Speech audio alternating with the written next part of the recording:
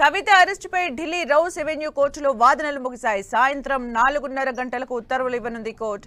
అయితే 10 రోజులు రిమాండ్ ఇవ్వాలని ఈడీ తరపు న్యాయవాది కోరారు.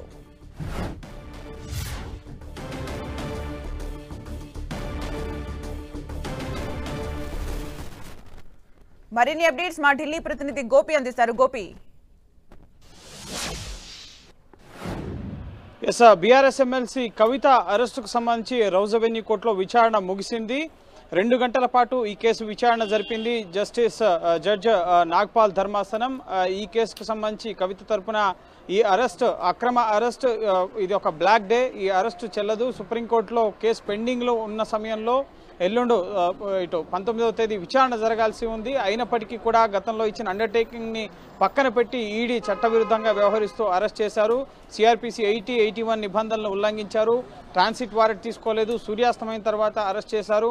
ఈడీ చెప్పేది ఒకటి చేసేది ఒకటి అన్నట్లుగా అనేక వాదనల్ని కవిత తరపు న్యాయవాదులు వినిపించడం జరిగింది. విక్రమ్ చౌదరి అలాగే ఇటు హుస్సేన్, ఈడీ తరపున హుస్సేన్ న్యాయవాది వాదనలు వినిపించారు.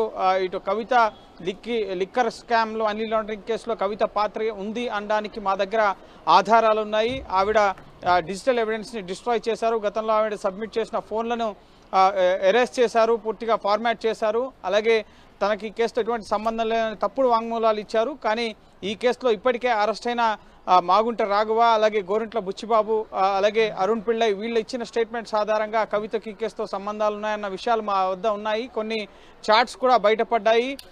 ఈ కేసు సమీర్ మహేంద్రు కంపెనీలో, ఇండోస్పిరిట్స్ కంపెనీలో కవిత బినామీగా అరుణ్ పిళ్ళై ఉన్నారు. 30% ప్రాఫిట్ వాటా అనేది కవితకు వెళ్తుంది అన్న చాట్ హిస్టరీస్ కూడా ఉన్నాయి. ఈ అంశాలన్నింటినీ కూడా కోర్టుకి ఎన్ఫోర్స్మెంట్ డైరెక్టరేట్ అధికారులు వెల్లడించడం జరిగింది. సో అన్ని వాదనలు విన్న తర్వాత, ఇరుపక్షాల వాదనలు విన్న తర్వాత ప్రస్తుతం తీర్పుని రిజర్వ్ చేయడం జరిగింది. సాయంత్రం 4:30 గంటలకి కవిత అరెస్ట్, రిమాండ్ కస్టడీకి సంబంధించి ఉత్తర్వులను ఇవ్వబోతోంది రౌస్ ఎవెన్యూ ప్రత్యేక కోర్టు. ప్రధానంగా 10 రోజులు కస్టడీకి ఇవ్వాలని చెప్పి రౌస్ ఎవెన్యూ కోర్టుని ఈడీ కోరడం జరిగింది. ఇందులో భాగంగా ఒకవేళ ఈడీ వాదనను పరిగణలోకి తీసుకున్నట్లయితే కనుక 5 రోజుల నుంచి 7 రోజుల వరకు కూడా కస్టడీకి అనుమతించే అవకాశం ఉంది. సో ఏదేమైనప్పటికీ 4:30 గంటలకి కవిత అరెస్ట్కి సంబంధించి, కస్టడీకి సంబంధించి రౌస్ ఎవెన్యూ కోర్టు ఉత్తర్వులు ఇవ్వబోతోంది. Thank you Gopi for the updates.